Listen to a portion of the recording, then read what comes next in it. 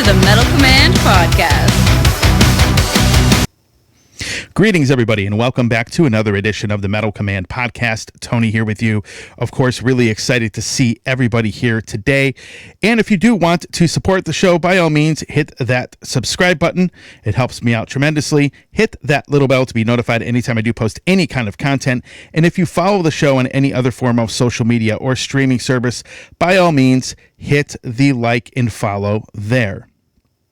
Today's show features an interview with two people that work for an up-and-coming heavy metal record label called Bravewords Records.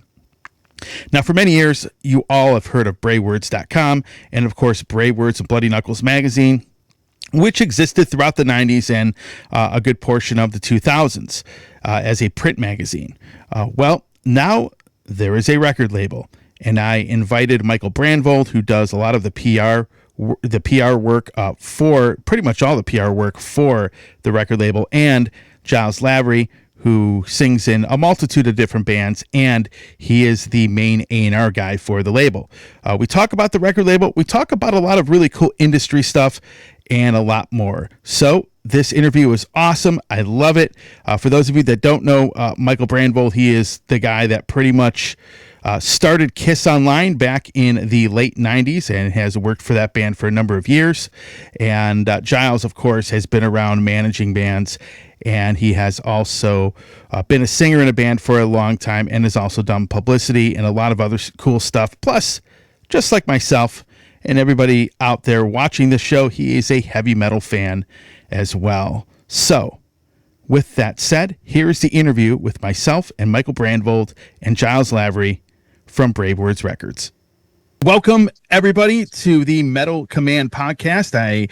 Tony here with you, and I have a couple of guests, of course, with me today.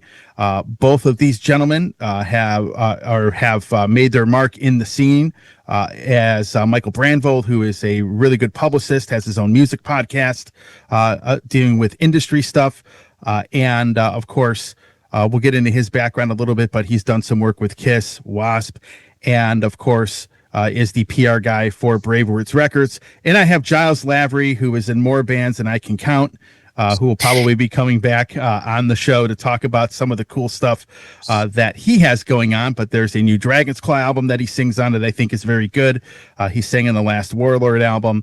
He sings in Alcatraz, and he also works for Bravewords Records as well and manages bands and all that other fun stuff. So we're going to talk about Bravewords Records itself, and then we'll talk about some fun industry stuff, which I know many of you out there that follow the show do check out on occasion. And you hear me comment on that, and I've had guests talking about that as well. So welcome back, Giles, and welcome to the show for the first time, Michael. It's nice to finally have a face-to-face discussion. Thanks, Tony. It's a pleasure. All right, gentlemen. So let's talk about Bravewords Records. You just had some recent signings. David Reese, I believe, is one of the more recent ones. But you have a lot of really great veteran musicians on the label. And talk about how the label came together and what the record label is all about. Well, I'll start with the genesis of it. So I've known Metal Tim Henderson, who's, he is Bravewords. I've known him for well over a decade now. Tim is, he's just a legend in the metal world. Everybody who's metal knows of Bravewords, knows of his magazine before that. And at some point, I remember a conversation because, I'm a marketing person. It's in my blood, and I'm always looking at branding opportunities and expansions. And I'm like, Tim, have you ever thought of a Bravewords record label? I'm like, my God, you're the heart of metal. Bravewords.com. You had the magazine. You used to do CDs with the magazine. Every musician knows you. And, he kind of, I've thought about it. It would be a cool idea. And I'm like, well, let's see if that's going to actually become something. Let's see if we can make this happen. And before Giles got involved and before the label as you know it now was launched, we were working with the late, great Freddie Salem from the Outlaws. Freddie was I had known Freddie for decades and decades. He produced and worked with some independent unsigned bands that I was managing years ago. But Freddie was somebody who was well connected throughout the music industry. He knows everybody. Everybody knows Freddie. He was an active session guitar player still. And we were like, Freddie, do you have any insight? Can you help maybe find investors, partners, whatever? And he tried to put stuff together, but it sort of it was happening. The economy wasn't great. Then the pandemic hit, and anybody who wanted to do business deals was just cautious about everything at that point in time. Yeah. And coming out of that, then it was like, well, I crossed paths with Giles with, there was a label you and Carl were doing, Giles. Well, yeah, it was sort of in its from my side, it was the embryonic stages of what we're doing now. A label called Louder Than Loud. There you go. That was it. Yeah. When me and Carl had an investor who had given us the big spiel about, yeah, it's a blank check. I got loads of money to invest. Because, I always say to anyone, starting a label is like opening up a restaurant. Be prepared to make no money for 2 years minimum. And it's going to be outgoing more than you can believe. And the investor me and Carl had was like, oh, yeah, that's no problem, man. Money's no object.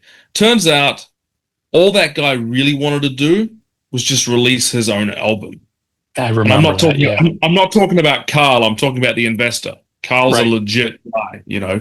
Carl Kennedy's an awesome guy. And so me and Carl trusted this other third-party investor who I'm not going to name. Turns out he didn't really want to start a label in the traditional sense. He didn't really want to sign bands. He just wanted a vanity project to release his own band's album, which, I mean, really, you could have done that on CD Baby or some current, equivalent of that. And instead of, running us around the block a few times, and, it drove me crazy. It was about a year of my life I'll never get back. Trying to set up this label because I was essentially the be-all end-all because no one else knew how to run a label. And it was like Dexter's Lab. Everyone was, it felt like this investor was doing his best to undermine the whole thing faster than I could get it together. So I was kind of like, boy, I'm done with this. And finally I was. When the investor figured out this wasn't going to be like a platform to launch his band to fame and fortune and touring with Motley Crue and whatever he thought it was going to be, he was nowhere to be found. So that project kind of wrapped up and ended. And then I was asked by one of our partners at Bravewords and a dear friend of mine, Brian Adams, who has asked me to come in when he was running a collective of companies that was sort of operating under the name Store for Music in the UK, and he had everything from television to movies to enormous back catalogs, reissue labels like Angel Air, under his operation, and a huge background at Eagle and Warner Brothers and et cetera, et cetera. His resume is way too big for me to summarize, accurately or fairly here. And he said, I want to start a metal label. And we did. And we started signing bands. We signed Lillian Axe. We signed a number of the bands that are now Bravewords Records artists. That label then was called Global Rock. And we did that for a couple of years. And we were getting a good head of steam going and signing bands and acquiring catalog. And it was going well. Brian came to me one day and said, I'm 76, I'm 77, something like that.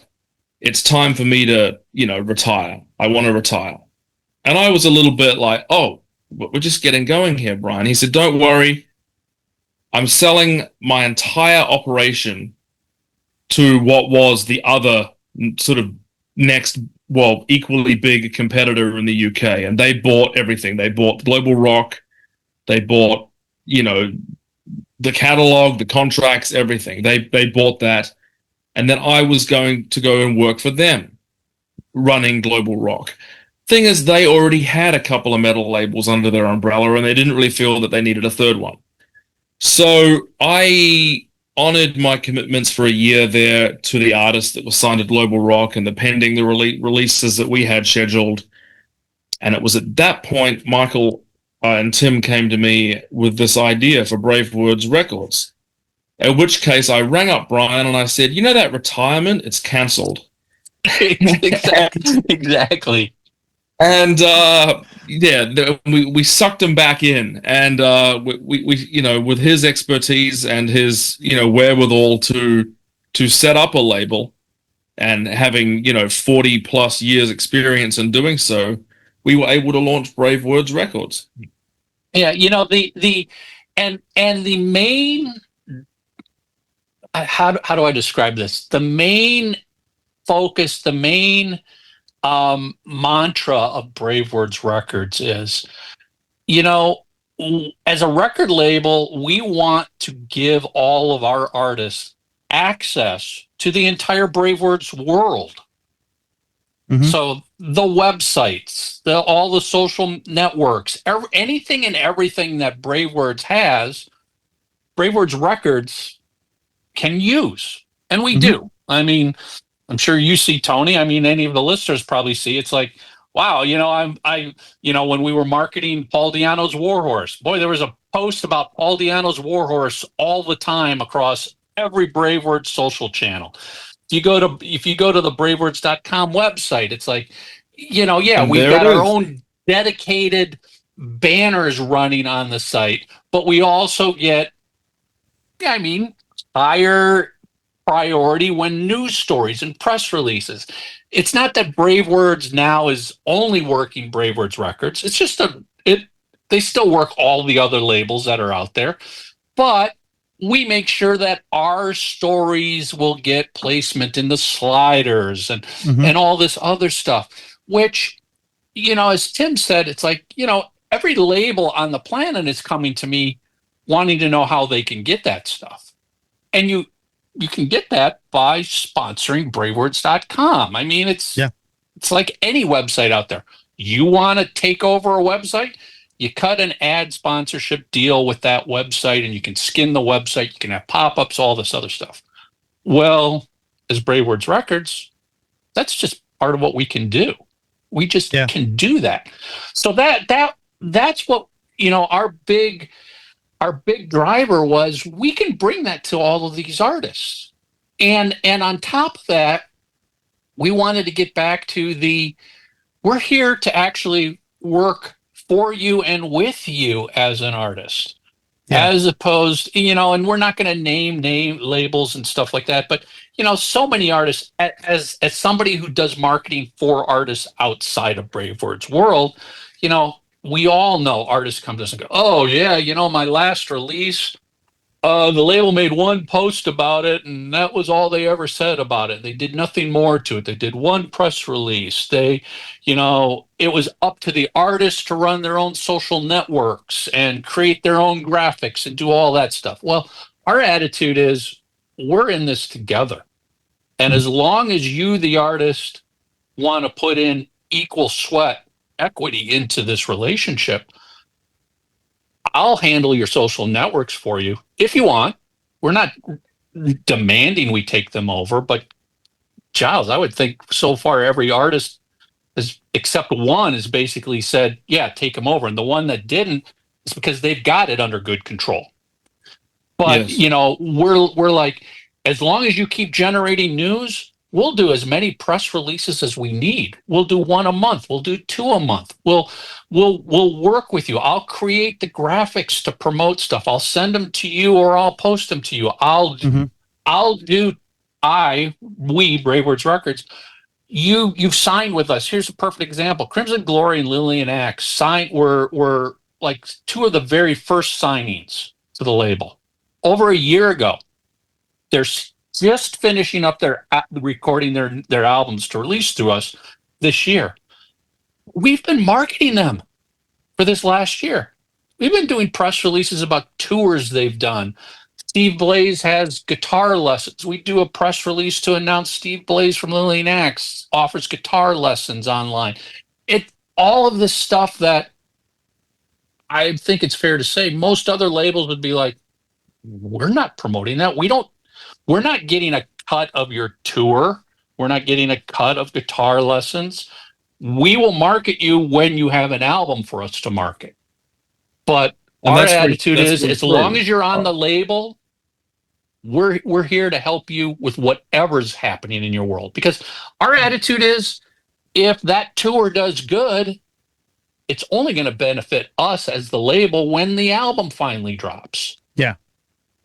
Which is something that I think sets us apart. And it's something that we can't kind of stress enough and get across enough, because most labels will take, you got 30 days where they will hire.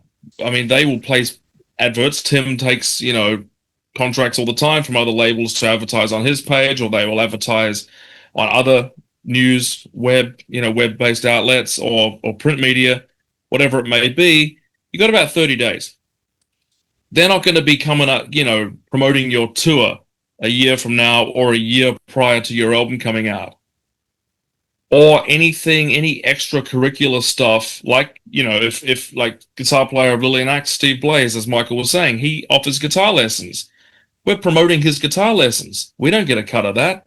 That's got nothing to do with the record. It's barely got anything to do with the band, but he's in a band that we signed. So if it's part of his world and part of the Lillian Axe world, we will promote it and we will profile it. We'll put it in front of people. No other label is offering that. They're focused on the release and anything that pertains to the release only. And, you might get a press release for, if there's a tour that's, in the immediate vicinity of the release. But we want to promote the artist's world and everything to do with them. And as Michael said, as long as they give us content, and that is a point we'll probably get into later, but as long as they give us content and something to work with, there's no timestamp on this. As long as they're a Bravewords Records artist, we will promote them and like Michael said, the bravewords.com page that gets 1 million visitors a month plus, it's just right downstairs. We don't have to hire that. We don't have to go to them. We are them. So that's right there at our disposal, as well as, a very good PR reach otherwise, in all manner of other media outlets. I would say that you are lucky to get 30 days after the release. There are a lot of instances where I see heavy promotion months in advance of the album. The album comes out and it's like you never existed. Seriously, and I've seen that. It's like the emails just bam, they're gone. Like they vanished in midair and they stopped coming. Not saying every band is like that or every label, but I've seen a lot and many times where I end up, like, for example, I'll see 1 million emails about a specific band. And then as soon as that album comes out, you might hear something about it for a week and then you don't hear about it anymore. And weirdly enough, so there's a few record labels out there where not only am I on, the mailing list from whoever their PR people are, but then I sign up for the regular, like, mailing list as if I'm somebody that, like a consumer, like I'm going to go and buy stuff. Yeah. Cause I wanted to see what is the difference between, between the PR and is the label sending stuff out to people to buy the records. Right. And, what will happen is the PR stuff stops for people like myself. And, some of them, not all, some are better than others, but you'll see where they'll put, the newest release up there for a week. They'll send you out a mass email to, any music fan that subscribes to it. And you'll see that release on there for about a week. And then it kind of drops down and it's like in the fine print when the next thing comes out. So what they're doing is they're basically shoveling in all these bands, all these releases, trying to hype them up as much as possible, thinking, okay, we just did that. Now that it's out, we don't need to do that anymore. It's just kind of sell itself. And that usually doesn't happen. So then it becomes, okay, well, a lot of bands kind of have to go and start doing that themselves, because what ends up happening then is I'll get an email from people. I won't name, again, I don't want to name names here, but I had a band come up to me one time. The PR's done, the album's out, and they're like, man, it's like my band doesn't exist. And they end up going out and doing a lot of this content themselves and promote themselves. And some of them actually do it better than what the record label did. I've just seen that. So I would say 30 days if you're like a big fish, you probably get that 30 days, maybe a little bit longer. But if you are like a mid-tier or below, if you want to call it whatever you want to call it, I would say probably it's less than that. And then it becomes up to the artist to do a lot of that stuff themselves, unless they go out and hire PR themselves, which I've seen that as well. But for what some of the PR people cost, I can tell you there are people that do a great job, and it's actually worth more than what they are paying. And then you have some that it's like, why would I even pay this person $1? And you're 100% right. I mean, I think that 30-day number is generally all dependent upon how strong were the advanced sales, how many sales were there on release during the release week. Mm-hmm. Is there going to be a tour the following month? If right. An artist has activity, that 30 days might generally get extended. Mm-hmm. What Giles and I are basically saying is at Bravewords Records, as long as you have activity, we're there and in your corner. To your point about artists that are like, okay, well, now I've got to go out and hire my own PR because the label's done. That's a lot of my own marketing company. That's a lot of my clients are that. Mm-hmm. They're like, they might even hire me while they're still actively being worked by the label, mm-hmm. because they've come to learn that a lot of labels will only do A, B, and C and never go above and beyond that. And they need to go above and beyond that. It's their career. Or they're like, okay, the album just came out. Nothing's happening. It's on us to keep our album alive. Mm-hmm. We need you, Mike, to do PR for us. We need you to help us with videos. We need you to help us with marketing concepts and strategies. But as we all know, then that's all money out of the artist's own pocket, mm-hmm. as opposed to a label paying it. And I'll just add the caveat that even when the label pays it at the end of the day, you end up paying it. It's still out of your own pocket, because it's this thing called recoupment. And you may be unrecouped $5,000. You're never going to make a penny in royalties or payments from your record label until you're recouped. And I'm not saying that's good or bad. That's the way the business has always been. And honestly, from a business standpoint, you can't argue it. If somebody else is loaning you money to market, release, and promote your album, they rightfully should be able to get their money back first. Yep. I mean, that's just general in any business world, right? I mean, it's just funny that the problem is, it's called an advance. It's called recoupment. It should just be, it's a loan. And here's the loan repayment terms. I mean, let's just call it what it is. Labels loan you money, and that money has to be paid back. Yeah. Like any loan to any bank. Well, you talked about different, branding and concepts. So for those that don't know, obviously, Michael, you started doing a lot of what you did with like Kiss and everybody else when the internet was in its infancy, right? And I started doing promotion for these guys here when the internet was in its infancy. And I think where a lot of PR people, they run into this rut where they are still promoting things the way it was being done 25 years ago. I see that a lot. I've seen a lot of the same people Absolutely. who have been around for a long time doing the exact same thing they were doing 25 years ago. But instead of obviously physical press kits that used to go out back in the day, you now have electronic press kits. So now a lot of these people are getting paid X amount of dollars to just email blast people, and that's it. And they really don't do anything out of the box.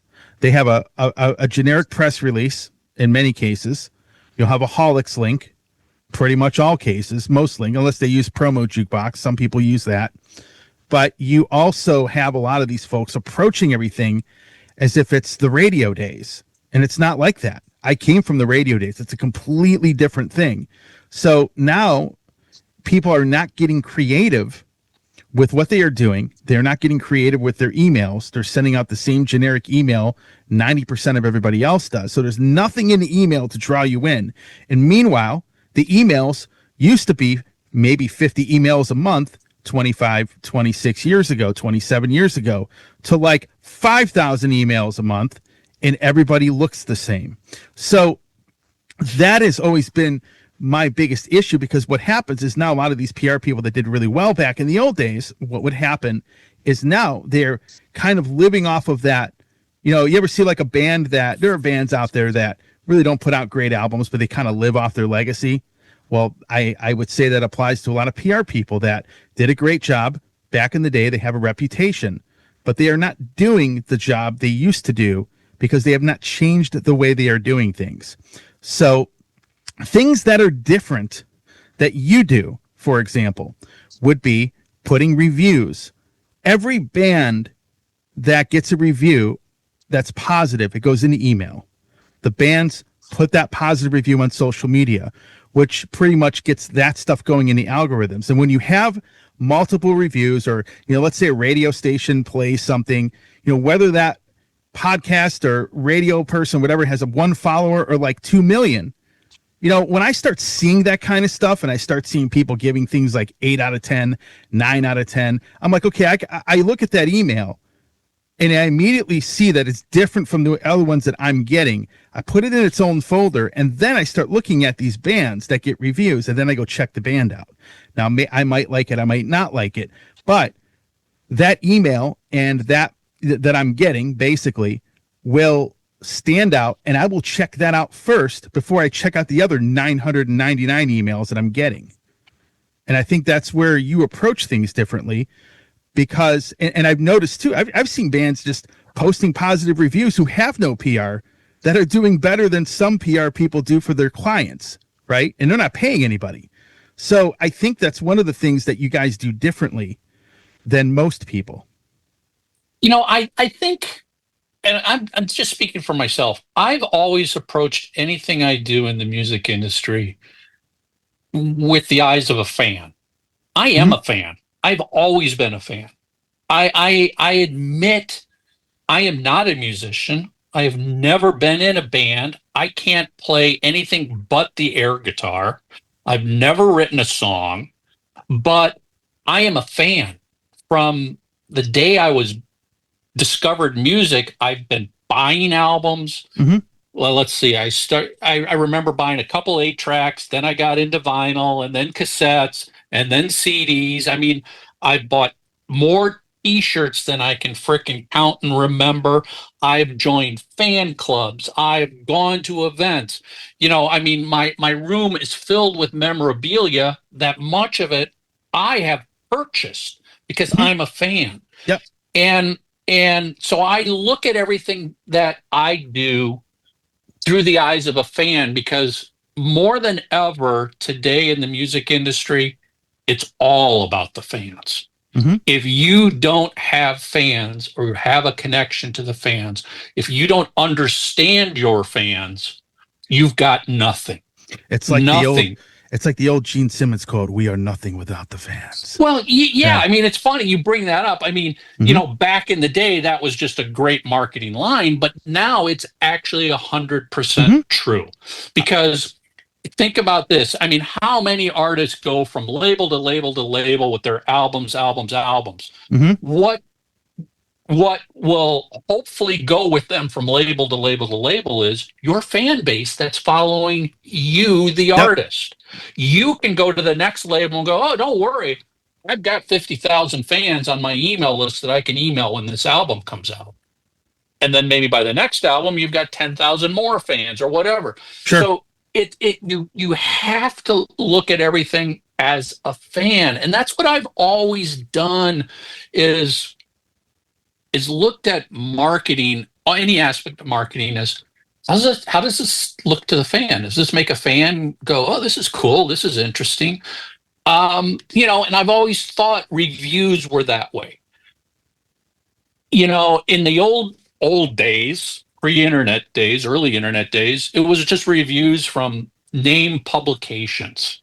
Because everybody was like, oh, that must mean a lot that Rolling Stone said this, or Kerrang said this, or Metal Hammer said this.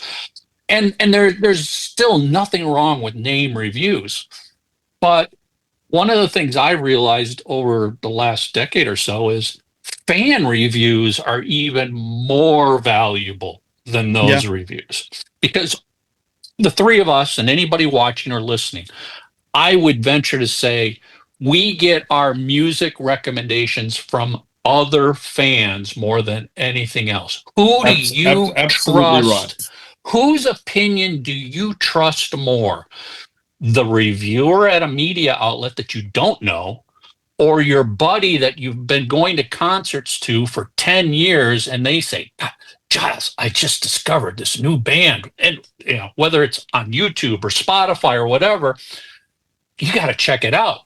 You're going to trust your buddy in a heartbeat. So I've gotten to the point now where, especially like with Wasp, when, it's a fan that posts this great review. I went to the show at this festival or this venue, and it blew me away. I'm actually giving that fan's review the same spotlight attention I would give if some big media outlet wrote a great review. Why? Because again, the fans recognize another fan, and the fans are going to trust fans before they trust a media outlet. And I'm not saying this happens, but in this world we live in now, everybody is so cynical of, did you pay for that review? Right. Did that person just write that because you flew them to the concert, or did they really like that? Yep. When a fan opens up their wallet and spends $75 to buy a ticket to go to a theater to see a show, and then they write, that was the best money I ever invested, and that was the best show I've ever seen, that's coming from the heart. Yeah. Absolutely. And I, if I could add that a lot of, let's just, we're using the words other labels a lot, but other labels will have their set PR people that do things a very specific set, cookie cutter way. Even if it doesn't get results, they will just hit that wall and go, well, we tried, we did our usual thing and it didn't work, and I guess this is a dead release. I personally, and I don't know if Michael will love or hate this analogy, but to me, Michael Brandvold is the MacGyver of PR, in the sense that he will find a way. He's not the guy that's just going to go, well, we can't get over that wall, there's no rope. He'll build a freaking catapult if he has to. We'll find another way to get the word out. Yeah.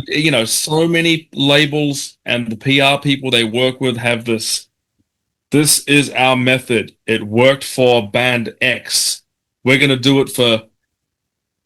Michael will cater a PR campaign to the artist, whether it's a tiny little baby band, whether it's a great big massive band, or a band that used to be a big one that is now, finding their feet again and getting, rebuilding, starting again. Sure. Or any combination of those. There's always a way, and there's nothing that's sort of off the table. And that's why Michael is perfect for Bravewords Records, because that is our, MO as well. It's like, let's do what we can and let's cater this to the artist rather than just this, get the calculator out, 1 + 1 = 2 kind of, method to everything. Cookie cutter approach. Rather than here's the marketing plan we used on our last artist. Let me just do a search and replace on artist name, and here's your marketing plan. No, exactly. Here's your marketing plan. I appreciate that, Giles, because my attitude, failure is not something I worry about, because we all are going to fail. It's just a given. It's like, keep throwing shit against the wall. Can I swear? I don't care. You want me to swear? So keep throwing shit against the wall until something sticks. You don't know what's going to stick, and it's going to be different for every single artist and every single release by those artists as well. Yeah. Like in the world of baseball, you're a superstar by hitting 3 out of 10 pitches. Think about that. Yep. Only 3 out of 10, and you are considered a great athlete. Exactly. So, and you never know. Pitches. Yeah. You never know what's going to work. Who would have thought that Coldplay was going to be the most talked about band of the weekend? We didn't know that. Anything can come out of nowhere. Bobby from Pentagram is now a meme. Whoever thought that would happen? So it's fertile ground for anyone and anything, but you got to give us something to work with. So if bands, you got to give us something to work, and you can't be afraid to try it. I think a lot of what we still deal with is people are just like, well, what if it doesn't work? Is it going to look bad? Yeah. If it's, I don't care, because here's what the reality is. At the end of the day, in this world, failures are not remembered. No. Unless you keep talking about your failure. I grew up a diehard Kiss fan, so I've used this analogy in presentations I've given to radio conventions and marketing conventions. I'm like, I remember I gave the keynote address at a web convention in Oslo over a decade ago, and I brought up Music from the Elder in this convention. God knows nobody in that audience knew what it was, but the analogy was, listen, Kiss is not afraid of failures. Their biggest failure was this album called Music from the Elder. It nearly killed their career. I actually like that record, just so you know. I got no problems with it either, but I'm like, but they kept moving forward, and now nobody fucking remembers that. I mean, you got the diehards that debate good and bad, and who cares about that? Your diehard fans are the converted. Don't worry about them. Just don't do something to piss them off to make them hate you. Yeah. But you don't have to convince them of anything. They're in your corner. But I'm like, nobody remembers the Music from the Elder in the general scheme of in the music world. They remember Destroyer, Kiss Alive 2. They remember the reunion tour. They remember the successes, because the successes are huge. They're something to be proud of, and that's what you keep talking about. So you don't sit there and go, well, why should I do this? What if it doesn't work? Well, if it doesn't work, then nothing happens. Then what's that analogy? What happens when there's no marketing or whatever? It's like nothing happens. That's exactly it. If you don't try marketing, nothing's going to happen. That's a guarantee. If you don't try, you will be in the exact same spot you are today with nothing happening. Right. And you throw stuff against the wall, you don't know what's going to work. Here, I'll give you an example from Bravewords Records. There's tons of internet radio stations out there. I love them all. They're all great supporters of music. Mm-hmm. Some of them have 5 listeners, and some of them have 50,000 listeners. I don't care. You're all valuable and all important. So I got to know a guy who did an internet radio station, Metal Shop 101. I just threw out this idea. I'm like, would you like to do a radio show on Bravewords Records? He's like, what? He's like, well, what do you mean? Tell me about this. I'm like, it's a 1 hour radio show. I'll give you some commercials. I'll get the band members to cut some IDs for the show. You can do some interviews with the artist. I'll get you all the music, and you just put together a show that you want. I'll provide you the assets. I'm not going to give you direction on yes, no, or otherwise. This is your show to put together. I'm not asking for approval of the final product. He's like, yeah, let me try that. I had no idea how this was going to work, if anybody would care. And then I told him, I go, well, okay, this sounds great. You take your own radio show and distribute it out, syndicate it out to all sorts of other internet radio stations. I go, why don't you reach out to those people who already carry your show and ask them if they want to carry this Bravewords special? It's like, sure, I don't know if anybody will be interested. Ask. We did it. We did it about a month ago. And I think he was able to acquire maybe about a dozen or so internet radio stations that said, yeah, I'll carry it. I had no idea if anybody was going to listen. And like the first day, he was like, yeah, this one station, 50,000 people tuned in. I'm like, what? To the point where that radio special came out at the same time we had a radio promotion company working Jack Starr's single Rise Up to hard rock and metal radio. He reported back to me, the radio promoter, I'm seeing increased spins because of your radio show across the board. I'm like, well, this, I guess, worked. Radio stations loved it. It was great PR for all of our artists. And I'm on talks with them now. It's like, let's do a second episode now.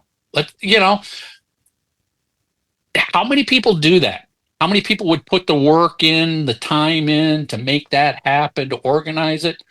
It's not in any playbook of here's what's guaranteed to work. And no, it's just like, I look at stuff and go, why couldn't we do that? Why doesn't that work for us? Why, we've got a great relationship with Charlie Kendall, who does the Metal Shop radio show, syndicated radio show. And I said, Charlie, any reason why we couldn't carry Metal Shop on Bravewords and post it on YouTube? He's like, no, go for it. And he's like, by the way, if you want me to run some Bravewords Records ads for you, I'll do that. Giles does the voiceover work, and now all of a sudden we've got Bravewords Records ads. And literally just today, it dropped today as we're recording this on Saturday, the 19th, Metal Shop premiered the new single from Bangor Choir's upcoming album. And I'm like, it's relationships, it's asking. It may work, it may not work. I'm looking at the YouTube plays on Bravewords right now for the new episode. It's already gotten more plays in the last 4 hours than some of the previous episodes have gotten in weeks. So it's like, okay, this works. This is getting some attention out here. Yeah. Back to what you're saying, Tony, it's like, you got to try different things. You can't take that same playbook. What worked in the 80s definitely isn't working today. And what worked in the early days of the internet isn't even going to be the same today. No. And here's the final thing I'll say about all that.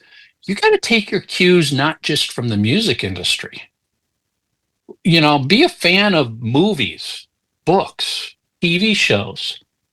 How's that new TV show that you like being marketed on Netflix? Is there something you go, well, I don't have Netflix budget, but I could put together an interesting hack and do the same thing with this new album?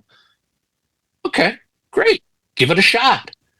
It doesn't have to be just taking cues, stealing ideas from another band, another label, another publicist, whatever. It's like, go completely outside of this industry and see what's happening in the mainstream world, what's happening in pop culture that you consider and go, I could MacGyver that.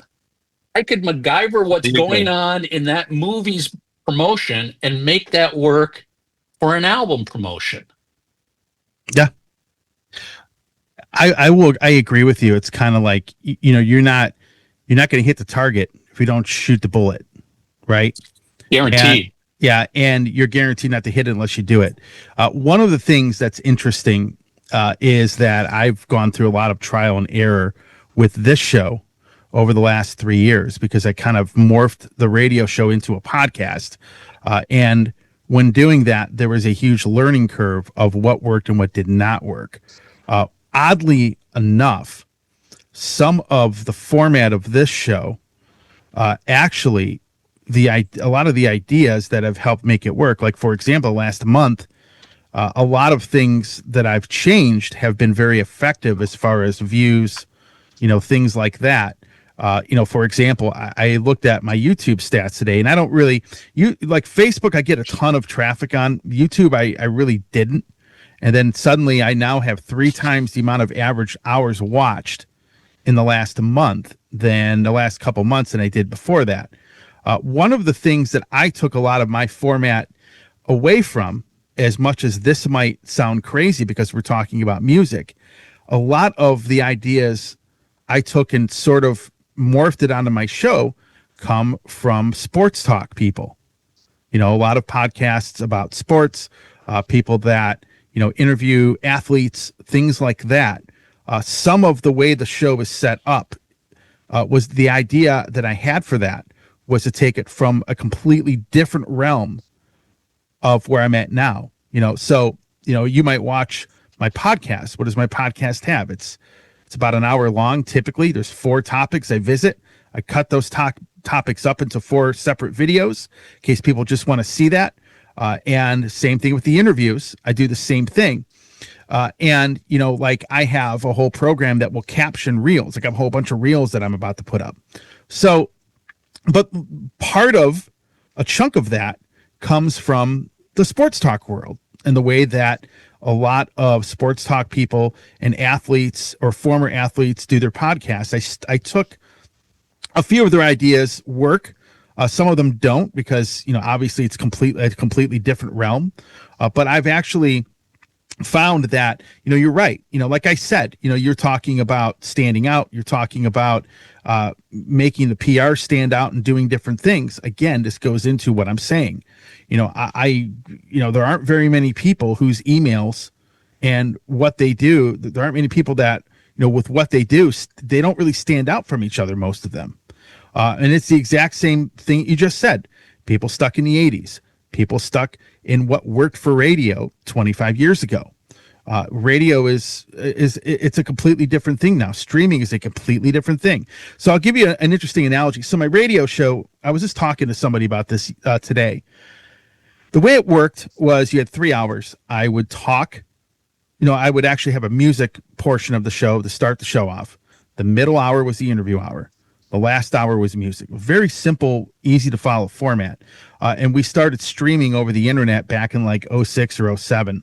That was like that's when really we started streaming it, and then, of course it became, as streaming has happened, and when Spotify started and when a lot of these streaming services started, the one thing that was interesting is I noticed with the user stats, the music portion of the show, the user stats were just basically going into the toilet.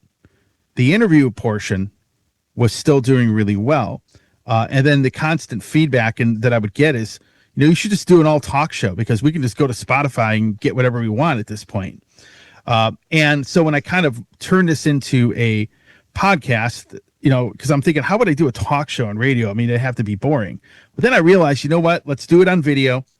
Let's do interviews the way I would do them. But of course, I'm, sort of virtually face to face with people, and then talk about things, talk about topics. Because now the way things have shifted is they've shifted towards streaming platforms and people getting their music that way. And so people have heard the stuff. And the way that it used to work is that when you'd play something, let's say I played a Wasp track, just because, you do PR for them. Let's say I play a song off The Last Command, and then I might say, hey, you know what? I like this album. I give a couple sentences as to why, and then, I play a track off of it, or then I recap what I played. Well, now that's not a thing a lot of people are into anymore. But what are they into? They are into talking about specific, things going on with bands, things that have happened, or maybe they're into, what are your thoughts on, the Black Sabbath farewell show, or, things like that. And then I realized when I started talking about those things, that resonated a lot more with people. And then when I kind of morphed this into the podcast 3 years ago, which is really kind of where it started, then that was a whole learning curve. But, again, I don't do anything the same way I did back then, so you're right. Everything's got to change. I mean, and I want to add something. You've mentioned it a couple times of like, when you get these, you get thousands of emails a week from publicists, and what compels you to open it and do something. Well, here's what every artist out there has to remember. It's all about your story. Mm-hmm. The word story. And what do I mean by that? Well, what is going to compel Tony to open your email versus the one that's right below it? Mm-hmm. What is the story that's going to compel him to open it? Obviously, if it's an artist he knows and already loves, that plays into it. But there's nothing you can do about that. And here's where this concept of the story really confuses artists when I tell them, your new music isn't the story at all, unless it's a major artist that people have been anticipating and waiting for music. Mm-hmm. Just because you recorded an album and are releasing it, that's not the story, especially if you are a new band. Yeah. That's never been heard of. So what is the story? What obstacles did you have to overcome? What challenges did you face to release and record this music?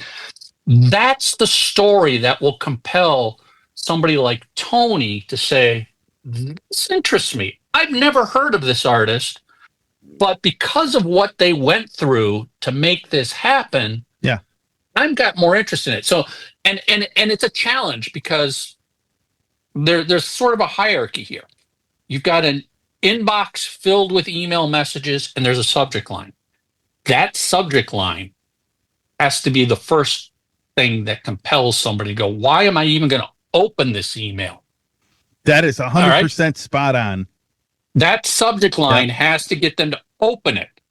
Because if they don't open it, it doesn't matter how great that PR is, how great your music is. If it's never opened, it doesn't matter. So subject line, first thing. Now it opens up. Now you've got your moment to give your quick punch to the face of what's the story here and get right to it. It's like, we overcame death to record this album. Yeah. Okay. That got my interest. Read on, get a little more of it. Now you're going to go, wow, this is a story here. I want to share this press release, and I'm now interested in hearing what this music sounds like based on what they had to overcome. Yeah. And then if you like the music, I want to interview this person and dig into this story more. And, some artists are like, yeah, but I want them to talk about the album. I'm like, they're talking to you. Don't worry. At the end of that interview, at the end of the article that they write, whatever, there's always going to be something that says, and they've got a new album that just released, or it's coming out. Here's the pre-order link, or here's the new video. That'll all, a respectable and experienced journalist is going to make sure that is always included in there. But the meat, 80% of that story interview might be about your story, not who the lead guitarist is and playing that song and whatever it is.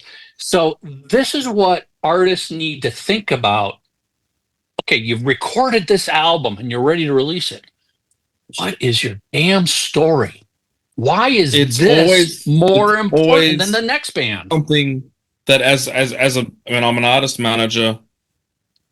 I obviously the label Bravewords Records, and I'm a musician, so I have a unique perspective. You wear all the hats. You see it from all sides. Of sitting at many sides of the table. The musician cares about the music, and to pull them away from that, I've sat down with many great people and who have been kind enough and generous enough to give me their time. People that have done, defining things in this business. One man said something to me once. He goes, bands will always say, we've got a great record. We're great live. He goes, you know what I say to him? I said, well, what's that? He goes, there's 1,000 bands out there that have got a great record and they're great live. Now what? Yeah. Yep. Why you over those other ones? What are you over those other ones? But because they always say, well, we're awesome live, and man, we've got a really great record. That's great. You've got to be excited about your music, because if you're not, no one else is going to be. But there's 999 other bands that are great live and have a great record out. Now what? Yeah. So you gotta find that what. You got to find that what. What I always tell artists is, you're telling me you've got such a great song or a great album here, but if nobody hears it, is it really great? If the only people that ever hear that song are you, your band members, and your mom and dad, is it a great song? A great song is because it gets out there and connects to the masses in some way. So, and that's where the story, the marketing, all of this comes in, is we're trying to get that music out beyond your little circle so everybody else can go, wow, that is a great song. That is great. It's like a root canal. And I'm not going to sit here and, again, we're in a note, let's not name names, because it seems to be the theme of the day, but there are artists I've managed, there are artists that I've worked with on this label and previous labels. There's artists that I've offered advice to. And it does tend to be artists of a certain generation that have this attitude of push all the promo back on the label. Well, that's their job, to sell the record. That's their job, and they push it all back. You say, hey, set up a phone. Video yourself talking about every song on the record. Just give us a background story of every song on the record. You want to talk about the music? Okay, let's talk about the music. Give us a story of every song on the record, and send each video back to us. We can make social media reels from that. We can post them. That gives us content to work the next few weeks with. Yeah. You'll get two. You'll get two if you're lucky, and they'll stop. And then you're having to go, hey, any luck with those videos? Well, I've been kind of busy. I'll get to it. Okay, it's your album. You want to promote it. You want to talk about the music, and add your gigs to your Bands in Town account, or give us a login, set us up, and we'll do it. Yeah, well, I'll get around to that soon. Yeah, when you talk about content, it's a lot like Mark Zonder doing the playthroughs on the A through Z album. You ever see those videos where he just does that? Yeah. Yeah. I mean, again, think about the fans. You've got fans who want to know the story of this particular song. What does that lyric mean? Or you've got other fans who are like, how did you get the guitar tone on that incredible song there? I want to know. All right. Do a playthrough. Do a rig rundown. Go through each song. Pull out a phone on the road and film something funny and send it to us. Yeah. So many artists are so resistant to that stuff. Well, we don't want to show too much behind the scenes. No, show it all. Talk about every song. It doesn't have to be. I kid you not. I still hear occasionally from artists, well, the music's good enough to do the talking for me. Oh, yeah. I mean, we have long past that ever being the case anymore. Oh, yeah. The music isn't doing the talking for you. No. Because, I mean, where are we at now? Like in streaming services, like every day 100,000 new tracks are uploaded every day to streaming services. Good music isn't going to just bubble up. It's not like the 70s where you had a small number of labels, they were gatekeepers and they managed it, and then you had radio stations that managed what you were hearing. I mean, in that case, it might work. But again, we also know from the business side of things that wasn't the case. There was payola and there was all sorts of I was about other to stuff mention payola. that was manipulating what you were being heard, or hey, you said something to piss off the record label president, so your new album is now going to get buried in the marketing. We're not going to buy my favorite story. My favorite story, and I won't name the band, and it's a legendary band, cult level legendary band. The label sent the main guy from the band out to talk to radio stations about the new record, thinking it would promote the record. The record was selling pretty good, so let's send the main guy out there to go around the radio stations and do the PR circuit. He got into a fight with nearly every single radio. He was a controversial kind of character. He got into a fight with every single radio guy, and his PR tour was actually doing more harm to the record than if he wasn't doing it. So they said, well, we were doing better when you weren't out promoting your record. So they took the guy, pulled him off the circuit and put him back. You have to stop with the music will do the talking. That's just that, to me, at this point in time of the music industry, that's the cop out of a lazy artist who doesn't want to put any more work into marketing it. My job was to write and record it, and I'm done. And Giles, you and the label, it's your job at this point. And if you can't sell it, it's your fault because the music is good enough. So that's a failure. That is a guaranteed failure. So on a different topic, what are some of the biggest scams out there that try to scam artists? I've touched on this a little bit on my show, but there's a lot of people out there looking to rip you off, obviously. Pretty much everything. That is something that has not changed in decades. No, it's not.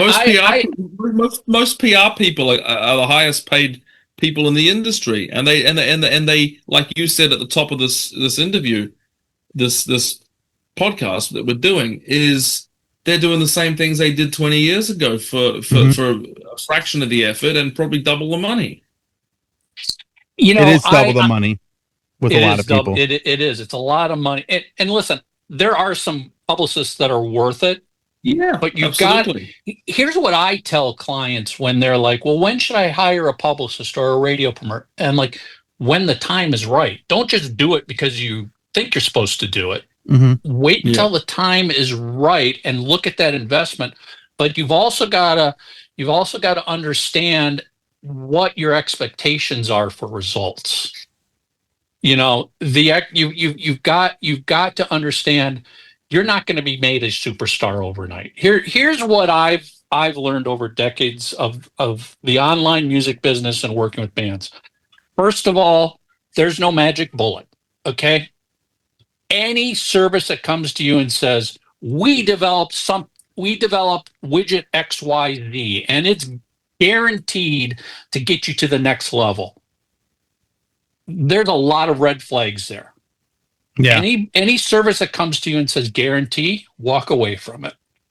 Yep. Nothing is guaranteed in the music industry. At the end of the day, it all comes down to musical tastes. Mm-hmm. That's it. You can have the best album in the world that half the population loves, but the other half of the population hates it. Why? Yeah. It's musical taste. You can't fix that. You can't change that. There is no secret sauce for that. I call it the King's X theory. Some things are just chemical. They cannot be changed. One of the greatest rock bands ever cannot rise above a certain level. King's X. They are amazing. They rule. They've got a cult following. They should have been massive. They coulda, shoulda, woulda, but they weren't. And it's chemical. It just cannot be changed. Yeah, It's not, the music's great. Their image was great. They had everything going for them. They had the big label. They had everything. Were there some mistakes along the way? You'd have to talk to them. But there have been numerous times where that band could have broken through, and it just didn't happen against all odds. Yeah. Go figure. One of the other red flags I always bring up is anybody who says, I'll take you to the next level. What a common marketing phrase. I can get you to the next level. What's the next level? What is that?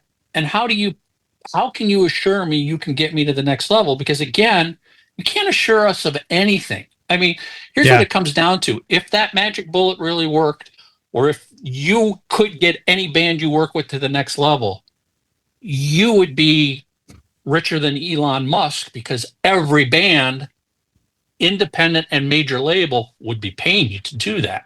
No, absolutely. Right. But then at the end of the day, our world would be filled with nothing but hugely successful bands, but that doesn't mean they're still good. Yeah, I mean, you can. When I manage a band, and the first words out of their mouth usually when we enter the relationship is "Let's work together," and they say, "Let's take things to the next level." I say, "I can get your promo photos to the next level. I can get your logo to the next level. I can get your presentation to the next level." That is positioning you to have the best chance to get your career to the next level. But I'm not going to guarantee that. No, you can't. I mean, you can't. So in specifics that mention stuff like this.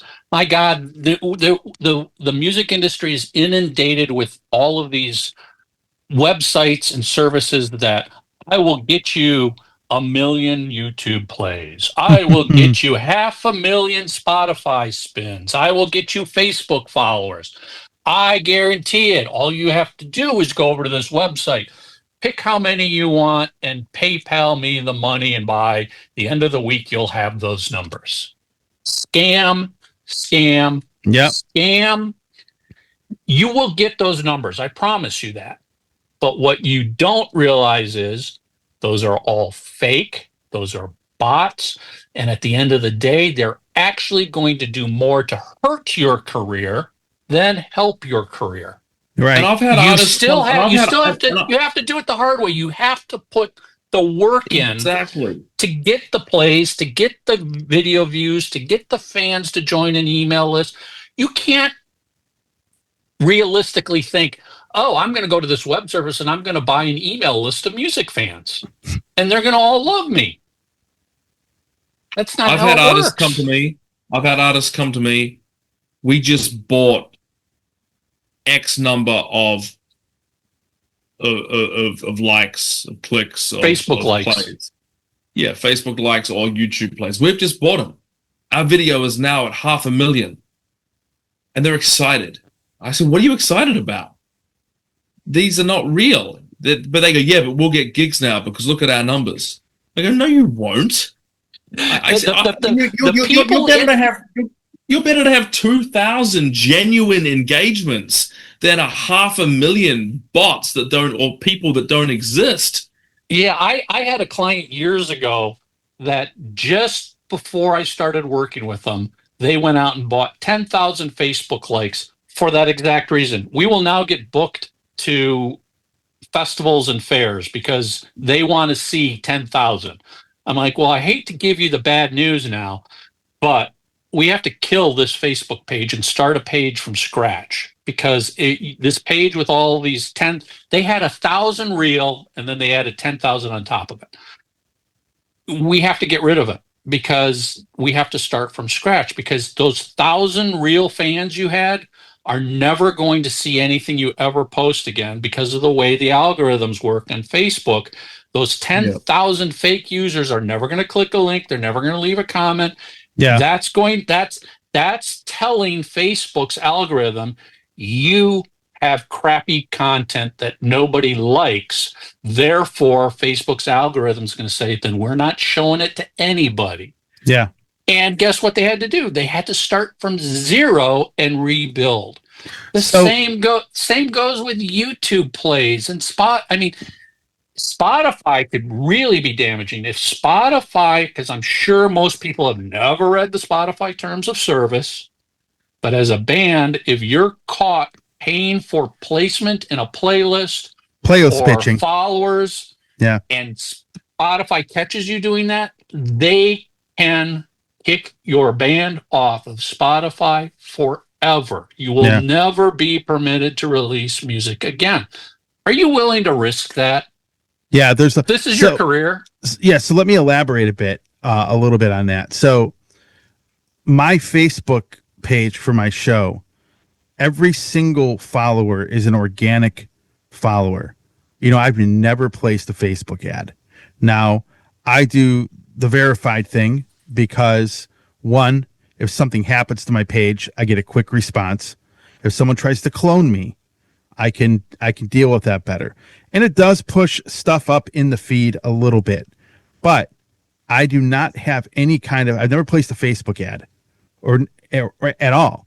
And so what'll happen is, let's say I have the followers I have, there are pages that have 3, 4, 5, even 10 times the amount of followers that I do. But my posts have more reactions. You have a better engagement. Correct. Yeah. And so I remember there was somebody that runs a Facebook page for it's another podcast. I don't remember what it is now, but that podcast will post, put a post up, and they have a lot of followers. When I say a lot of followers, you're talking, triple, quadruple what I have. And you'll go to their page, you'll have 2 likes, might have 5 comments on it, but I have 1/5 of the followers they do. And when I put up something, I might have 200 likes, 300 likes. I'm going to have, 30 or 40 comments, but I have an actual audience that's engaging on it. And you'll see on a lot of these bigger pages that have all these followers, you'll notice that why were only like 10 people? Why do they have 10 reactions? So I'll add to that from a label side of things, what you just brought up. Mm-hmm. When an artist says, "Hey, I'd like to submit my material, see if you're interested in signing us, or we're going to sign a band," I do that. I go look at the artist's socials to get an idea. How active are they? Do they even have socials? Let's start there. Because you'd be surprised. There's still plenty that don't have socials. And how engaging is it? I can look and go, Jesus, you've got 200,000 followers, but all of your posts have 2 likes on it, 1 comment. I'm kind of speaking on behalf of everybody in the industry because we can all see this. I think you bought this. This isn't a real audience. Yeah. And that's going to play into our decision making moving forward. I do want to say something real quick. You talked about Facebook ads. I have no issues with Facebook ads. So if you place a Facebook ad that is to drive people to like your page, that's not the same as buying fake likes in a bot. Yeah, So, well, I was more talking about the bot type thing. Yeah. I mean, if you have to go to a third-party website that literally has, what do you want? Facebook, Twitter, YouTube, Spotify, pick the platform you want more numbers on, and then pick how many you want, and then PayPal us. That's a complete scam. If you use Facebook's own ads center to put an ad on Facebook that hopefully gets you more likes, those are going to be legit likes because somebody actually had to click a button in Facebook to say like. But where that tends to fall apart is most artists don't understand who did they even target that ad to get likes. Yeah. And I'll give you an example. Years ago, I worked with a client, hard rock metal band.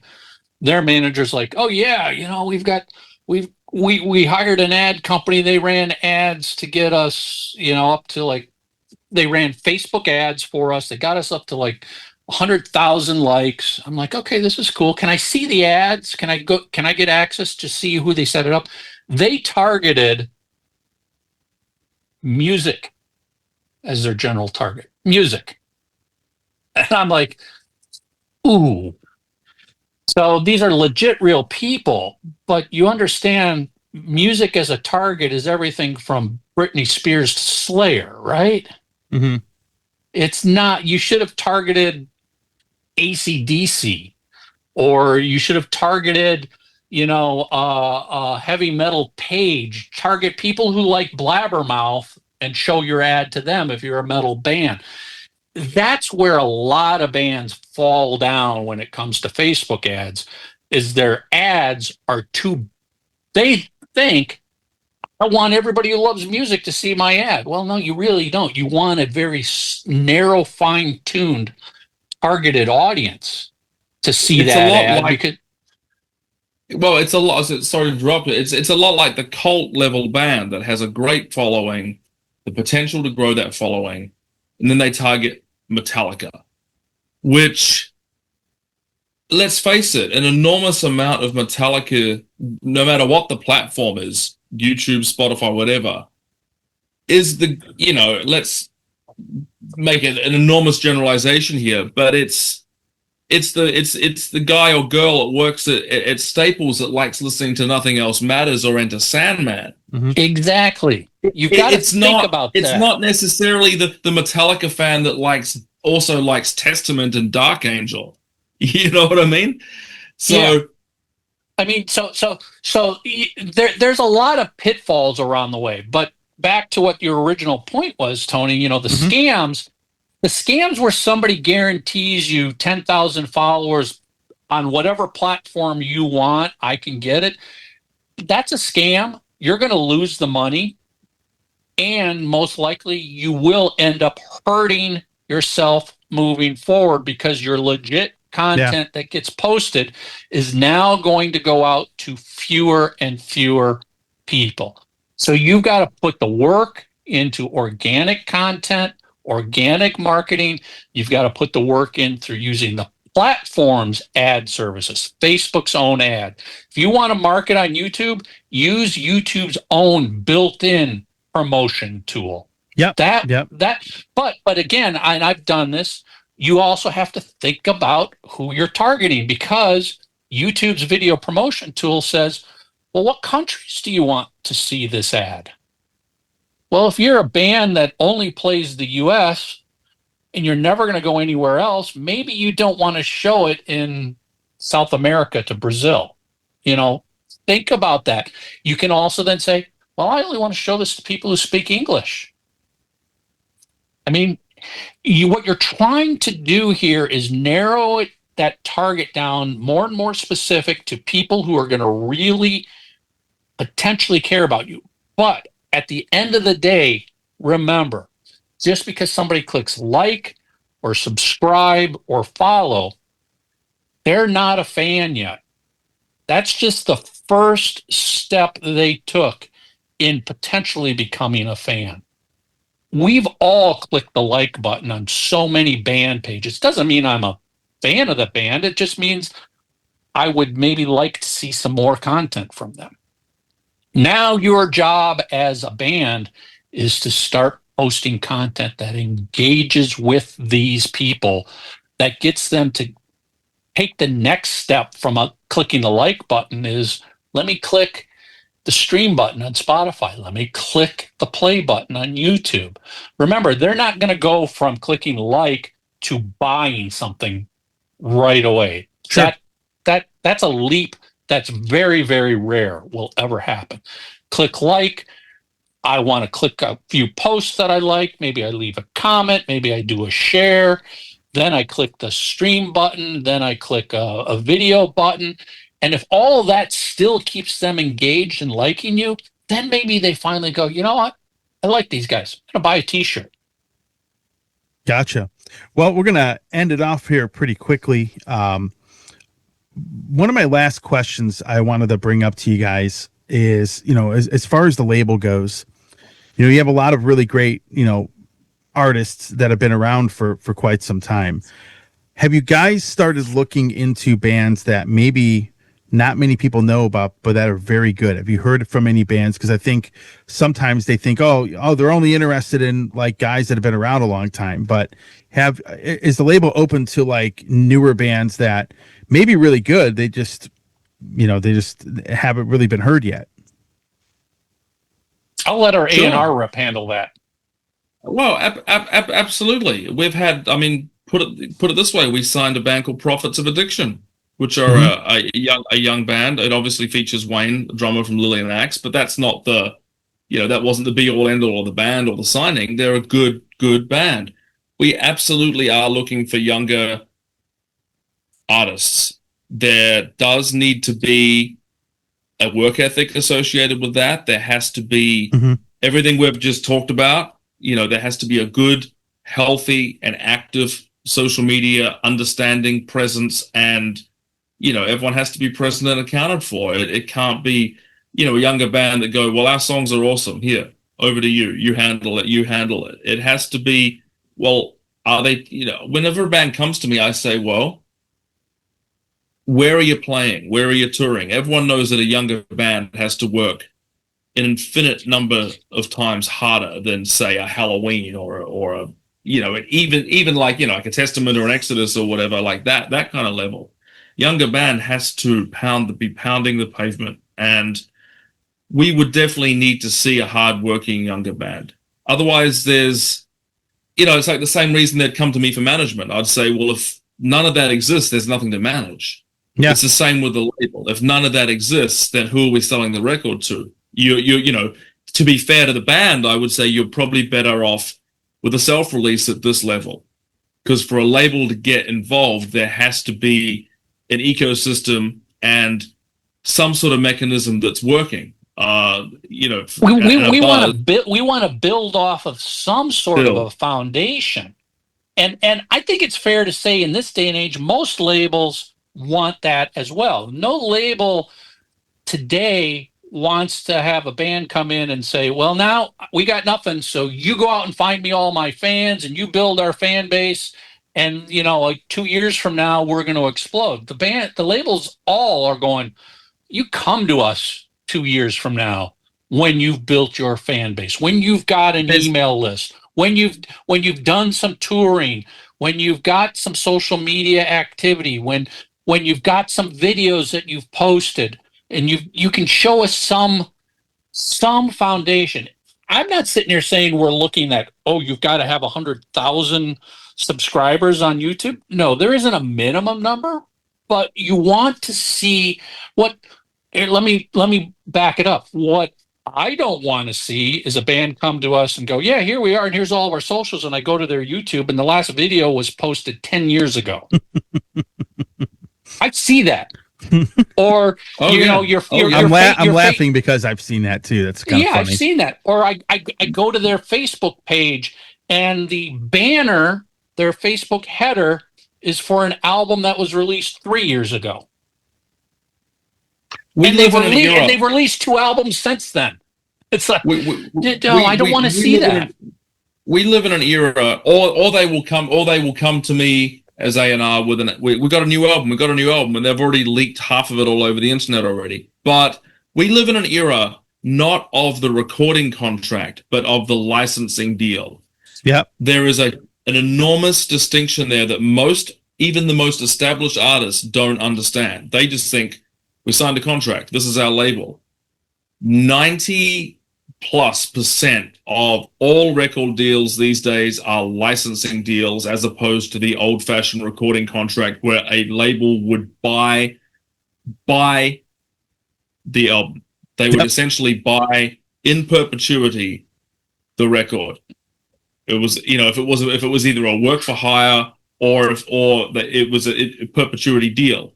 These days, we're getting into this kind of hybrid situation now where licensing deals with really long licensing terms are what most labels are asking for. So it's a licensing deal at a lower advance, but it's a 20-year licensing term because it takes that long to recoup. Yeah. We don't ask for a super long licensing term. Sure. But so younger bands have to be careful of stuff like that as well. There's a couple of younger bands that I've seen that have signed with very very established labels. They're jumping up and down, but they've just licensed their rights away for 20 years for like a pretzel.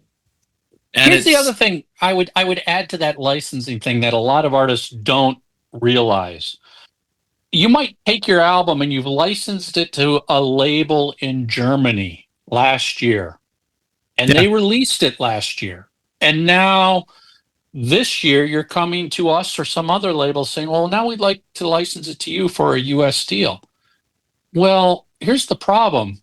Even though that other one was only for the territory of Germany, it's out. It's out. It's out. The territory literally these days is the world. I mean, if that label in Germany did any marketing for you last year, they sent it out to the same people we would send it out to this year, and they're going to go, this isn't a new album. I got this a year ago from this label. Here's the review I already wrote of it.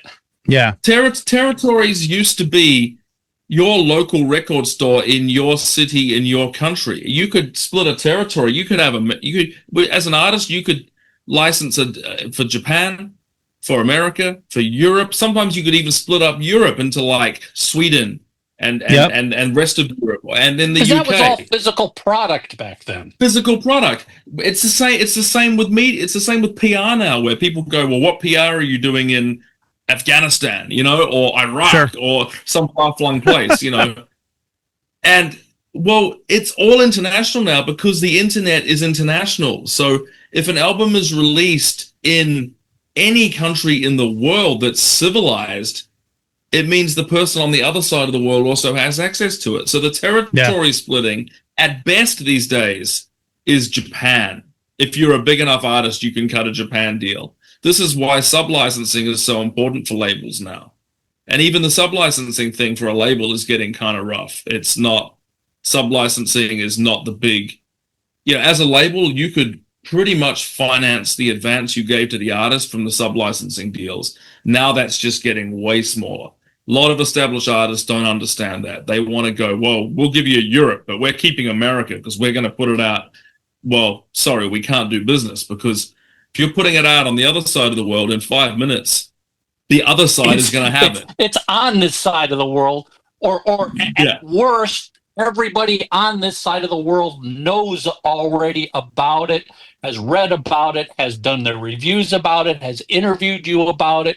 So then when it comes to our time to try and do something, there's no market left anymore. Yeah. Well, you are definitely spot on and correct. And gentlemen, it was actually really great to have you on here to really talk about the label and talk about music industry stuff and just have a lot of fun there. Giles, of course, I'm sure will come on to talk about some of the releases that he's singing on and obviously talk about, there's like 3 of them out now, or one isn't. I know it's been a busy year for me with the Jack Star and the Warlord and the Dragon's Claw record. It's almost too much of a good thing. And Alcatraz. Alcatraz, and just about the Alcatraz singles, yeah. Yeah. So, anyhow, gentlemen, any last words for anybody that is going to be checking this out? I would just say, listen, it's bravewordsrecords.com. That's where you can find the label. That's where you can have the submission form and all that other stuff. Or if you're a media outlet, you want to make sure you're on our media distribution list, you can contact us through there as well. I think Giles said it well. It's like, we want artists that work as a team with us. We're not interested in an artist that's going to go, okay, you got the album. Bye. I'll call you when I want to see my royalty all the statement. artists that almost feels like it's they're doing battle with the label, or they're doing battle with, I see so many artists that seem to come in with that attitude of, you've got to give it to the label in the ear. You've got to give it to the booking agent in the ear. They're not your friend. You've got to, they're almost setting up an adversary right out of the gate. You've got to work as a team, or it's never going to work. Yeah. Hey, everybody. Tony here from the Metal Command podcast. Again, I appreciate your support. Since 1998, I have hosted this show in one form or another, starting off in radio and now in the podcast format. Again, thanks for watching. And if you like what you see and hear on this show, by all means, please hit the subscribe button, hit the little bell to be notified anytime I do post a video. And if you see this program on any other form of social media, please give me a follow there. Again, I always appreciate your support.